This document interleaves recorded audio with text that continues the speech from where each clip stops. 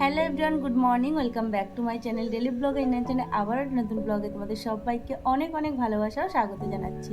আশা করছি তোমরা সবাই খুব ভালো আছো, সুস্থ আছো, তোমাদের পরিবারও ভীষণ ভালো আছে, আমরাও ভালো আছি। আর আজকে হলো রবিবার, এখন বাজে সকাল 9টা। আর আজকের ব্লগটা আমি এখন থেকে স্টার্ট করছি। আশা করছি আজকের ব্লগটা তোমাদের ভালো লাগবে। ব্লগটা ভালো লাগলে অবশ্যই একটা লাইক করে দিও, নতুন বন্ধু তোমরা প্লিজ আমার চ্যানেলটা সাবস্ক্রাইব করে দিও, আমার পাশে থেকো। তো সকালটা হয়েছে অনেকটা তাড়াতাড়ি, তখন ওই 8টা মতো, অনেক তাড়াতাড়ি বলবো না, 8টার সময় ঘুমের থেকে উঠেছি। হ্যাঁ মাম্মা। আর তোমাদের দাদাভাই বেরিয়ে গেছে তখন ওই 5:45 মতো বাজে। তো তখন একবার উঠেছিলাম, ভেবেছিলাম যে তখনই একবারে উঠে পড়ি, সমস্ত কাজকর্ম করে নিই। এখন 9টা বাজে, তো 1 ঘন্টার মধ্যে মানে 8টার সময় উঠে 9টার মধ্যে সমস্ত বাসি কাজকর্ম করে নিয়েছি। যদি তখন উঠতাম, মানে তখন না ঘুমাতাম আর, তাহলে আরও তাড়াতাড়ি সমস্ত কাজকর্ম আমার হয়ে যেত। এখনও মানে সকালে টিফিনটা করতে বাকি রয়েছে, ওটাও হয়তো কমপ্লিট হয়ে যেত। তবে কিছু করার নেই, যে বললাম তোমাদের মাম্মা উঠতে চায় না, আর ও উঠতে চায় না যেহেতু ওকে বেস্ট ফিডিং করাতে হয়, তো ও কান্না করে, ওকে ফিডিং করাতে গিয়ে না আবার আমার ঘুমটা চলে আসে, এই হয়ে যায় সমস্যা। তো যাই হোক, অনেক তবু 8টার সময় উঠতে পেরেছি, এটাও অনেকটা। আর এসে তারপরে ওই যে মাম্মা আবার ঘুমিয়ে পড়েছিল, মাম্মা একটু আগে ঘুমের থেকে উঠলো, তো ওকে উঠিয়ে ফ্রেশ করালাম। আর ওদিকে আমার বাসি কাজকর্ম হয়ে গেছে, তবে এখনও বাসি নাইটিটা ছাড়া হয়নি। এখন বাসি নাইটটা ছাড়বো, তারপরে যাবো রান্নাঘরে গিয়ে টিফিন করব। তো আজকে একটু স্পেশাল একটা টিফিন করব, তো কী করবো তোমাদের সাথে শেয়ার করব। আর আজকে যেহেতু সানডে, তোমাদের দাদাভাইয়ের আসতে অনেকটা দেরি হবে। তো যাই হোক, সঙ্গে থাকো, ভিডিওটা দেখতে থাকো, আশা করছি ভিডিওটা ভালো লাগবে। তো মাম্মা, আমি এখন যাই রান্নাঘরে, যে টিফিনটা করি, মাম্মাকেও খাওয়াতে হবে। দেখো না মুখটা যখন শুকিয়ে গেছে একদম। বাসি নাইটিটা আগে চেঞ্জ করব, তারপরে যাব রান্নাঘরে। তো সঙ্গে থাকো, ভিডিওটা দেখতে থাকো। মাম্মা বলো আমরা আবার পরে আসছি, টাটা। সেরকম করবা? এইভাবে আমি এই যে হাতটা দিয়ে এরকম করি, সেটাই আবার করতে চাইছে। চলো, আবার তোমাদের সাথে পরে দেখা হচ্ছে। তো বাসি নাইটি চেঞ্জ করে চলে এসেছি রান্নাঘরে, এখন সকালে টিফিনের প্রিপারেশানগুলো করব। তো তারপরে খাওয়া দাওয়া করে দেন দুপুরে রান্নাবান্না মানে হাত দেবো। আর সানডে যেহেতু আজকে, তো মন চাই যে একটু স্পেশাল কিছু করি। মানে মন চাইলেও না পেরে উঠি না, কারণ তোমরা জানোই যেহেতু, হ্যাঁ বাবা জল দিচ্ছি, যেহেতু একা সংসার, মাম্মাকে নিয়ে আমি সমস্তটা কিছু করে উঠতে পারি না। তো ইচ্ছা থাকলেও উপায় হয় না। আর সব থেকে বড় কথা কি বলতো, তোমাদের দাদাভাই দুপুরবেলা ওই 1টা-1:30 নাগাদ বাড়িতে চলে আসে। তো আমার দুপুরবেলা রান্নার সব থেকে বেশি তাড়া থাকে, যে ও তাড়াতাড়ি চলে আসে, ওকে খেতে দিতে হবে, তার মধ্যে রান্নাটা কমপ্লিট করতে হবে আমার। সেই কারণে সকালে সেরকমভাবে স্পেশাল কিছু করে ওঠা হয় না। তো আজকে যেহেতু সানডে, ওর আসতে অনেকটা দেরি হবে, তো সেই কারণেই আজকে ভাবলাম যে সকালবেলা একটু স্পেশাল কিছু টিফিন করি। তো যাই হোক, দেখো এদিকে যে বাসনপত্র কতগুলো ছিল, সমস্ত বাসনগুলোকে মেজে নিয়েছি। আর এখানেই দেখো এই যে মাছ বের করে রেখেছি, এখানে এই যে মাছের মাথা আছে, রুই মাছের, আর এগুলো পার্শে মাছ। আর স্পেশাল যে টিফিনটা করবো তোমাদের বলছিলাম, দেখো ঘুগনি মটর ভিজিয়ে রেখেছিলাম কালকে রাত্রে, তো সেগুলোকে এখন মানে রান্না করব আর রুটি করব। তো মাম্মাকে এখানে যে একটা বিস্কিট দিয়ে বসে রেখেছি, ও বিস্কিট খাচ্ছে, আর আমি এদিকে যে প্রিপারেশানগুলো করি। তো চলো তোমরা সঙ্গে থাকো, দেখতে থাকো, তোমাদের সাথেও শেয়ার করছি। আগে টিফিনটা করে নিই, কারণ মাম্মা উঠে গেছে, ওরও খিদে পেয়ে গেছে। আমার থেকে মেইন হলো ওকে তাড়াতাড়ি খাওয়াতে হবে, এটাই হলো বড় কথা। চলো সঙ্গে থাকো। তো দেখো এখন মটরগুলোকে এখানে প্রেশার কুকারে আমি দিয়ে দিচ্ছি, তারপর 7-8টা মতো সিটি দিলে একদম গলে যাবে মটরগুলো। কারণ এর আগে একবার রান্না করেছিলাম, তখন দেখেছিলাম খুব তাড়াতাড়ি এটা মানে সিদ্ধ হয়ে যায়, খুব একটা বেশি টাইম লাগে না, 7-8টা সিটি দিলেই এনাফ। তো তারপরে এখানে কিন্তু আমি একটা গোটা আলুও দিয়েছি, আর আলুটাকে কেটে দিইনি, কারণ 7-8টা মতো সিটি পড়বে, আলুটা যেহেতু চন্দ্রমুখী আলু, একদম গলে মানে কাদা কাদা হয়ে যাবে, সেই কারণে গোটা অবস্থাতেই দিয়ে দিয়েছি। পরে যখন ঘুগনিটাকে মানে নামাবো, তখন আলুটাকে বের করে পিস পিস করে কেটে নিলেই হয়ে যাবে। তো দেখো এখানে এই যে আমি প্রেশার কুকারটা বসিয়ে দিলাম, আর মাম্মা যেহেতু সিটিকে ভয় পায়, তো সেই কারণে ওকে এখান থেকে নিয়ে ঘরে রেখে আসলাম। আর তাছাড়াও এরকম গ্যাস জ্বলছে, এই অবস্থায় বাচ্চাকে রান্নাঘরে রাখাটাও ঠিক না। তো তো এখানে এই যে মানে প্রেশার কুকারটা বসিয়ে দিয়েছি, ঘুগনিটা সিটি পড়তে থাকুক, তার মধ্যে আমি আটাটাকে মেখে নিচ্ছি। যেহেতু তোমাদের বললাম যে রুটি আর ঘুগনি করবো আজকে সকালে, তো সেই কারণে এখানে ওই যে অল্প অল্প জল দিয়ে আমি রুটিটা মানে আটাটাকে মেখে নিচ্ছি। আর এখানে তোমাদের একটা কথা বলি, আমি জানো তো সেরকম ভালো রুটি করতে পারি না। আমার মা কিন্তু ভীষণ ভালো রুটি করে, ভীষণ ভালো মানে ভীষণ ভালো, মানে ওই রুটি মানে মুখে দেওয়ার সঙ্গে সঙ্গে মনে হয় যেন মানে মিলিয়ে যায় মাখনের মতো, এরকম একটা এত সুন্দর কী করে কি জানি। আর আমি কিন্তু একদমই রুটি করতে পারি না।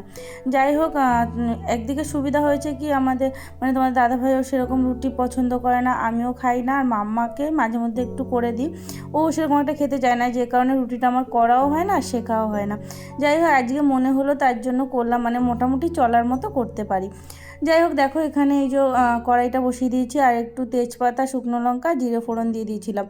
আর জানো তো এখানে একটা ভুল হয়ে গেছে, তো তোমরা মানে একটু পরেই দেখতে পারবে। দেখো ঘুগনিটাকে এখন আমি একটু নামিয়ে রাখবো, তার কারণ হলো ওখানে পেঁয়াজ আর টমেটো কেটেছিলাম, সেটাকে যে তেলের মধ্যে দেব সেটাই আমি ভুলে গিয়েছিলাম। কারণ দেখো তখন তোমাদের বললাম যে 9টা বাজে, মানে আমি রান্নাবান্না বসিয়েছি তখন প্রায় 9:30 মতো বাজে। তো এদিকে মাম্মা উঠে পড়েছে, ওরও খিদে পেয়ে গেছে, আর আমি এদিকে তাড়াতাড়ি করে সমস্ত রান্নাবান্নাটা করছিলাম।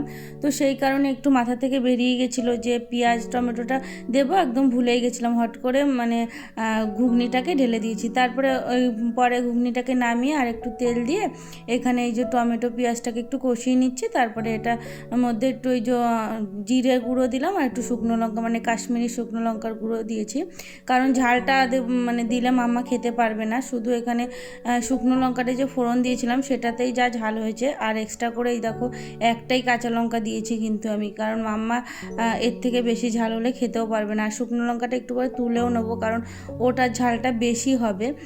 তো সেই কারণে দেখো এই যে ঘুগনিটাকে ঢেলে দিয়েছি।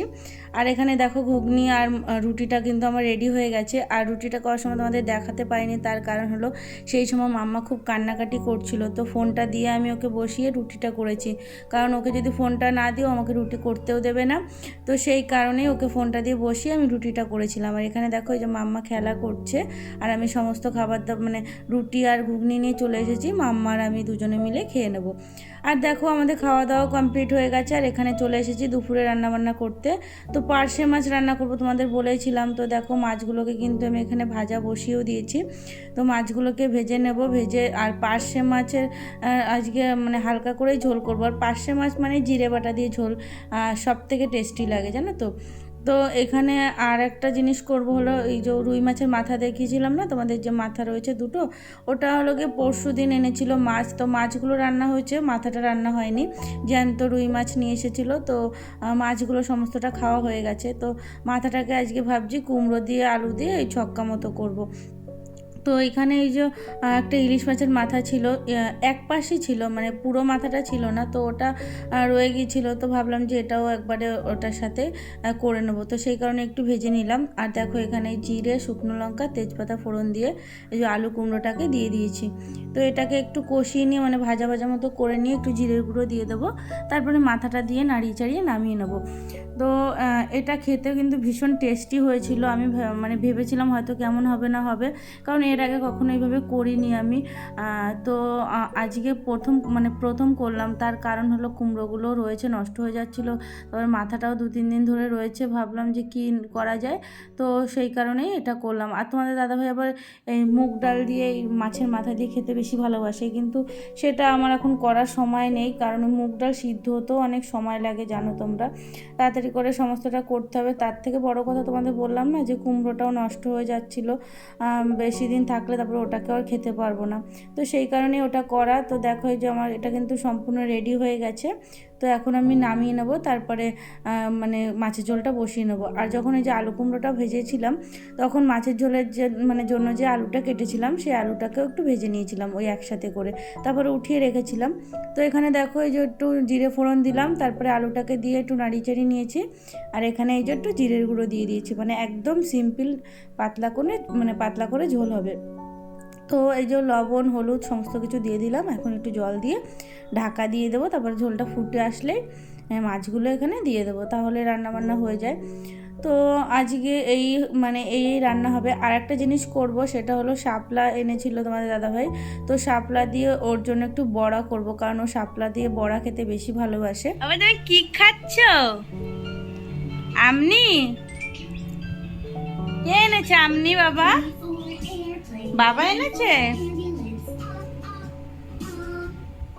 মাম্মা কিরে, একটা আইসক্রিম তো পুরো খেয়ে নিলি। অপ্প অপ্প করে খেতে হয় বাবা, একবারে এক গাদা মুখে দিয়ে দেবে। সকালবেলা বলছিল ওর বাবাকে আইসক্রিম আইসক্রিম, আসার সময় নিয়ে এসেছে। তোর অবস্থাটা একটু দেখো, একবারে মুখের মধ্যে দিয়ে দিয়েছে। দে আমি একটু খাই। ওই আমার ছোনা, আমার মুখের পরিস্থিতিটা একটু দেখো।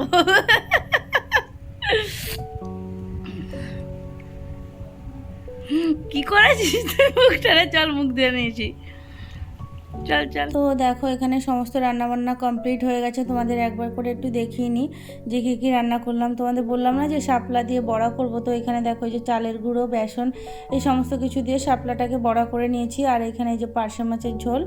আর তোমাদের তো তখন দেখালাম এই যে কুমড়ো দিয়ে মাথা দিয়ে, রুই মাছের মাথা দিয়ে করেছিলাম, সেটাই।